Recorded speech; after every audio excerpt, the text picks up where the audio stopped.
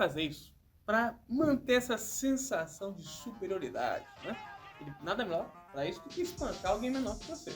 Agora, dia após dia, Donald Trump está sendo obrigado a inventar uma justificativa para as declarações da mídia estatal iraniana, que vem dizendo o exato oposto do que o presidente norte-americano disse. Lança-me uma repórter em horário nobre na televisão argentina provando carne de burro. É o fim dos tempos. Uma vez eu comi carne de jacaré.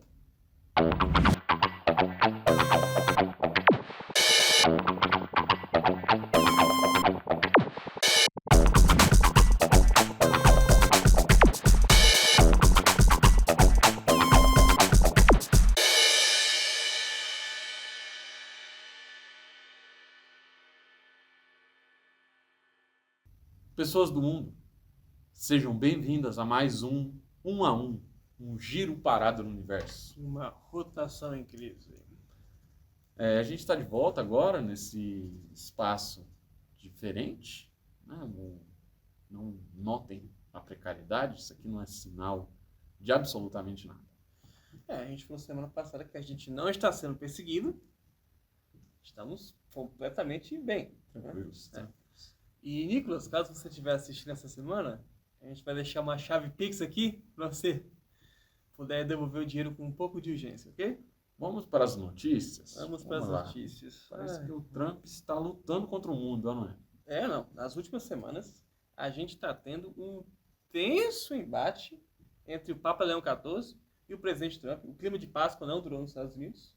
Eles estão praticamente numa briga infantil, uma troquinha de farpas. Ô Mauro, você me desculpa, mas é essa a grande análise que você tem para fazer sobre a guerra entre o Papa e o Donald Trump? Não, uma troca de farpas infantil? O que é isso aqui, Mauro? Um programa de fofoca? Não, é minha análise do meu ponto de vista. Assim. Tá, olha, se o Papa fosse uruguaio, chileno, argentino, cubano, eu veria o que ele está fazendo como um protesto. Mas ele é norte-americano, ele é da casa. Ele tem uma tendência à ignorância. Eu acho que talvez ele nem esteja protestando a guerra. Ele está triste por não poder participar mais ativamente dessa guerra, lembra? E aí você tem do outro lado o Trump, que já não tem muito contato com o catolicismo. Ele não consegue ler a Bíblia, é uma leitura muito complexa para ele não entende. Se fosse um livro de ilustração, talvez ele pegaria mais. E aí você tem isso. De um lado vai ter o Papa, com aquele ataque velado, que na verdade é um grito de socorro, e o Trump vai responder à altura. Se o Papa vai falar que Deus abençoa a guerra de bilionário, o Trump vai postar então uma imagem onde ele, o presidente dos Estados Unidos, abençoa todas as guerras. Isso só mostra um ponto que chegamos. Não, na verdade o que isso mostra é a sua falta de competência para realizar uma análise à altura dos acontecimentos contemporâneos. Okay. Mauro, você tem... Evidentemente a sua fala demonstra uma incapacidade de ler o mercado editorial bíblico. Todo mundo sabe a quantidade de livros cheios de figuras ilustrativas com os principais acontecimentos da Bíblia. E eu tenho certeza que o Donald Trump deve ter uns 3 ou 4 daqueles. A sua análise, no geral, ela me parece muito rasa. E eu peço para você tentar deixar, para mim, esse processo de analisar as imagens. A gente sabe muito bem que o Donald Trump trouxe essa perspectiva aí de um Jesus que abençoa a guerra, né, com a própria face do Trump, não como uma investida, né, eu não acredito que ele está tentando trocar farpas com o Papa. Eu acredito que ele está tentando divulgar a sua própria religião, o trumpismo ortodoxo. Caramba. Que eu venho me debruçando sobre ela com muito afinco, com muito cuidado. E, inclusive, um furo aqui para vocês o trumpismo ortodoxo já revela uma estrutura básica, né, baseada em 3 pilares fundamentais, que é o uso excessivo de tela, a geração de imagens artificiais e a soneca antes da janta, que é basicamente o 3 nazista deles, que ao invés de tirar a soneca depois do almoço, eles tiram antes da janta, é uma expertise aí. E a gente sabe que essa religião está chegando aí com tudo para reger os rumos da política internacional e nos levar até a nossa própria ruína. Religião. Lembrando, você sempre foi um excelente pensador sobre essas questões desde que você era coroinha. Exatamente, Mauro. Então, deixa pra mim aquilo que me cabe. Agora, fora essa guerra aí entre o Papa e o Donald Trump, essa semana o Trump também mandou avisar que vai agir contra o PCC e o Comando Vermelho. Parece que o líder do regime norte-americano já está frustrado demais com a guerra no Irã, que ele já percebeu que não deu certo e está sentindo a necessidade de atingir um país mais fraco. Mas ele vai fazer isso para manter essa sensação de superioridade, né? Ele, nada melhor para isso do que espancar alguém menor que você. Ainda mais com isso, você vai dar outras munições para os veículos de mídia. Né? E talvez esse caso possa então abafar essa guerra do Irã, que conforme o tempo passa vai se tornando uma confusão mais indecifrável para todos nós. É uma confusão indecifrável. Me lembra muito o meu primeiro relacionamento. Eu tive uma menina chamada Dominique de Santos. Beijo para Dominique aí. O Dominique falava, adorava falar, me contava as maiores histórias e eu nunca conseguia prestar atenção. Eu tinha muita raiva da voz dela e eu não acompanhava o raciocínio que ela trazia à tona. Só que eventualmente chegava esse ponto em que ela estava olhando para mim, esperando uma resposta sobre o que ela estava falando. Sim. E eu já vinha algumas trocas, acenando e sorrindo, fingindo que eu sabia o que ela estava falando. E a guerra contra o Irã, ela está exatamente nesse ponto. Donald Trump já acenou e sorriu e o negócio não foi embora. O mundo ainda quer saber o que o senhor vai fazer. Ele achou que era tipo uma treta de Twitter. Ia ficar umas horas no Trending Topics e depois ninguém ia mais falar disso, ninguém mais ia lembrar. Agora, dia após dia, Donald Trump está sendo obrigado a inventar uma justificativa para as declarações da mídia estatal iraniana, que vem dizendo o exato oposto do que o presidente norte-americano diz, especialmente nesse período de menção sem fim ao fim da guerra. Você percebe que é quase um jogo de psicologia reversa. Completamente. De tanto insistir que a gente está próximo ao fim da guerra, o Trump acaba impulsionando os iranianos a procurar a continuidade da guerra. Mas o presidente Trump sabe que para dar o fim na guerra, ele tem que fingir que ele ainda se importa com a guerra. E não tem nada mais difícil para um valentão do que acessar suas emoções e encontrar um vislumbre verdadeiro de emoção para ludibriar o próprio inimigo. Exatamente. Então, por enquanto, resta ao Trump brincar de se fazer de bobo, né? Mas a gente sabe, tudo tem limite, né, Mauro? Esse homem não vai conseguir se fazer de bobo para sempre. Ele já tem outros 5 assessores que ele tem para se fazer de bobo no lugar dele, mas já está chegando num ponto em que o Donald Trump, numa declaração de imprensa, as pessoas começam a fazer perguntas, ele tem que fingir que ele está distraído com as canetas sobre a mesa. Ele finge que vê borboletas no meio da reunião. Esse homem já não tem mais desculpas quando é perguntado sobre a guerra. É impressionante. É por isso que esses líderes, eles têm que sempre estarem ocupados. Para eles sempre estarem ligados a diferentes formas de driblar, né? De puxar um assunto menos emergencial do que os assuntos sérios feitos em reunião. Claro. Muita gente acha que o tempo de um presidente é corrido porque ele tem muita reunião, encontro importante, uma papelada inadiável para assinar e ler. Mas, na verdade... Mera ilusão. É mera ilusão. Na verdade, 70% do tempo de um chefe de Estado é gastado executando tarefas aleatórias que vão dar a ilusão de um trabalho árduo. É por isso que os líderes precisam trabalhar nas estratégias inusitadas para garantir as posições mais esquisitas nesse jogo da geopolítica, no xadrez da geopolítica mundial. Vocês vejam, por exemplo, no último programa nós citamos aí o caso do ex-presidente Bolsonaro, que foi o último a reconhecer a liderança de Joe Biden. Exatamente. Como é que se faz isso? É na tática de desvio de assessor no corredor. Olha aí. Na tática de ignorar as ligações que chegam até meu gabinete. Exatamente. Você entendeu? Não é fácil. É um jogo de improvisação, de desculpas, de cenas, de constrangimentos que garante, né, de repente, até uma reunião emergencial no clube de tiro. Olha, qualquer coisa que tira o líder dos seus afazeres principais. Isso é muito importante. é um labirinto da ignorância que ele tem que dominar. É por isso, Rembrandt, que os líderes políticos que usam peruca Exatamente. Sempre saem na frente. Exatamente. Todo mundo se distrai com uma peruca com cabelo maluco. Verdade. Boris Johnson, Isso. Milley, Próprio Milley. Clodovil. Clodovil. O Silvio Santos. O Silvio Santos, gente, pelo amor de Deus, não vou falar do Silvio Santos, quase foi presidente do Brasil. Quase foi. E foi por quê? Foi por causa da peruca dele. É. A capacidade de distrair fora do comum. A peruca tem um poder magnético sobre os seres humanos. É. Realmente. A minha mãe, ela mesma tem uma coleção de perucas que é cativante. É mesmo? Uhum. Pô, eu podia ter usado uma peruca, né? Ela ajudava muito a facilitar. Eu tô com esse turbante esquisito. Mas na ela cabeça. tá sendo monitorada pelo BOP. Se a gente entrar em contato, aí ferrou tudo. Ah, mas vamos foco na notícia. Vamos à próxima notícia. Próxima notícia. Lula na GPM. Olha só. Essa semana o presidente Lula deu um discurso na GPM, a Global Progressive Mobilization, na Espanha, na qual ele confessou que o progressismo não conseguiu superar o pensamento econômico dominante. Né? De acordo com ele, os líderes dos países mais pobres se tornaram meros gerentes das mazelas do neoliberalismo. Que declaração forte. Pelo menos, ele não caiu no esquema de pirâmide de virar gerente da SAM. O salário é bem menor e a verba para viagem no exterior fica restrita ao lançamento de novas linhas sanduíche. Mas eu entendo como é apetitivo esse trabalho, porque você poder criar a sua própria linha de montagem de sanduíche é uma coisa que atrai qualquer um. Esse esquema está na moda por isso. Realmente, é muito mais fácil você ser gerente do Subway do que você ser gerente das mazelas do capitalismo num país de terceiro mundo, né?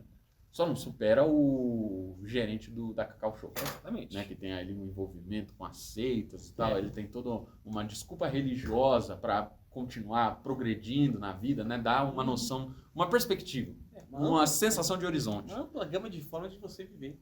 Agora, eu me pergunto qual é a tranquilidade que o presidente Lula tem frente a um gerente da Subway, por exemplo, né? Quer dizer, ele não tem aquele momento prazeroso de ver o pão italiano no forno sendo dourado. Os 90 segundos mais seguros da montagem que você tem aí, você pode relaxar. Mas além disso, na fala do presidente, ele deu uma sugestão para os jovens progressistas estarem no topo da luta contra o neoliberalismo. Olha só. Superar a timidez. Vejam só, Caramba. para você aí que estava pensando Olha aí. em abrir a sua escola de teatro, não vai ter momento melhor do que esse. O líder do país atestando a necessidade da superação da timidez no progressismo jovem, né? A gente sabe que essa demanda pode revolucionar todo um mercado de trabalho de agentes culturais do teatro, trazendo esses profissionais da área teatral para as salas de aula focadas em geopolítica internacional. É um momento de oportunidade, hein? Crise, oportunidade. Verdade. E esse excesso de timidez tem uma causa. Eu acredito que essa crise cultural da juventude se desencadeou desde o momento do cancelamento da novela Teen Malhação. Porque quando você é um jovem que não tem o deleite de poder ficar em casa e assistir uma história de amor entre uma patricinha e um bad boy, é isso que acontece. Vai subir depressão, ansiedade, crise de pânico, o jovem vai se isolar mesmo.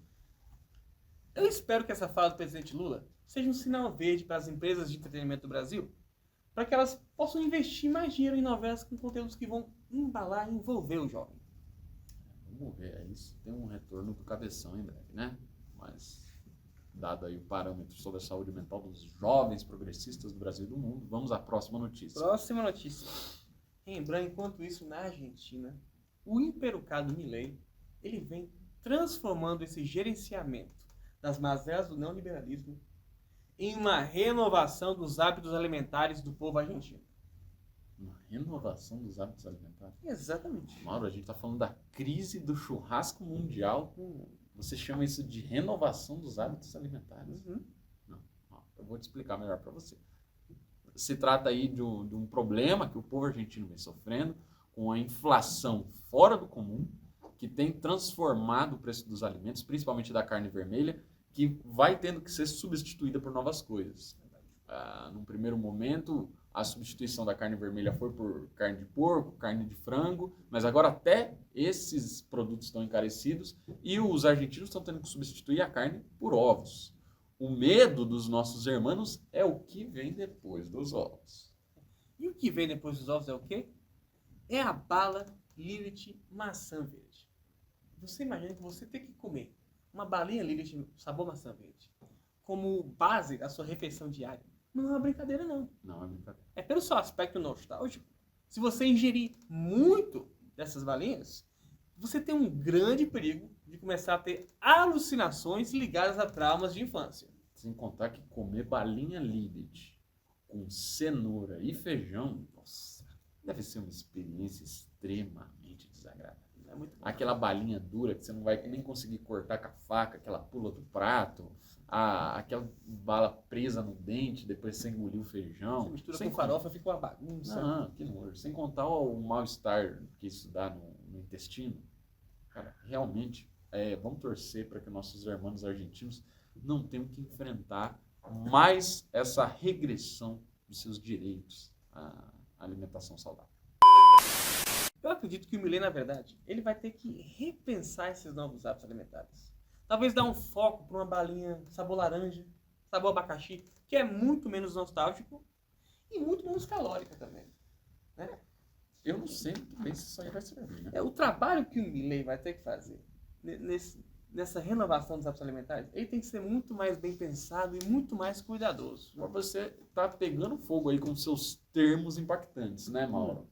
Chamar o que o Milei faz de trabalho assim, ó, é um esforço que eu vejo a mídia hegemônica tendo que fazer, mas fica cada vez mais ridículo.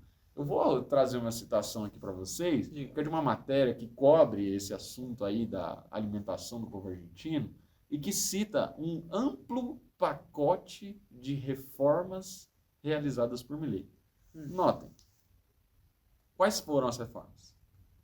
Paralisação de obras federais. Suspensão de repasses às províncias. Entendi. Retirada de subsídios. É como se eu passasse o meu dia a lavorcaro treinando o meu algoritmo do Instagram e depois fizesse um relatório dizendo que eu promovi a suspensão do meu juízo ou que eu garanti a inoperância das transformações ou que eu realizei a manutenção do dia precedente. Mauro, é uma situação ridícula. Enquanto isso, tem lá todos os assessores, os outros políticos ao redor de Milei, que veem ele realizando esse trabalho, entre muitas aspas, dia após dia, e que dizem, não, deixa rolar, uma hora a coisa se ajeita, uma hora engrena. Enquanto isso, a repórter do La Nación, um periódico apoiador do Milei, lança-me uma repórter em horário nobre na televisão argentina, provando carne de burro. É o fim dos tempos. Uma vez eu comi carne de jacaré. É verdade. Num pequeno povoado entre as ilhas de Água Doce, no norte do Brasil. É mesmo? E eu tive a experiência de sair do meu próprio corpo nessa degustação. Caramba. Eu achei que, na verdade, eu estava me transformando em outra coisa. Meio bicho, meio gente. Foi uma loucura. Desmaiei. Acordei depois de 30 minutos com a crença de que eu tinha que abrir um restaurante de carne de jacaré em Valinhos para promover essa expansão de consciência para o máximo de pessoas possível. Mais uma vez, o seu veio de investidor em ideias completamente inexequíveis ataca. É impressionante, irmão. Você conseguiu abrir esse restaurante? Não. Na verdade, eu não consegui abrir porque quando eu fui chamar os investidores para isso, eu liguei para todo mundo, nossa galera, nenhum deles quis comprar a ideia. A maioria não queria nem comer a carne de jacaré e não entenderam o que a gente queria fazer.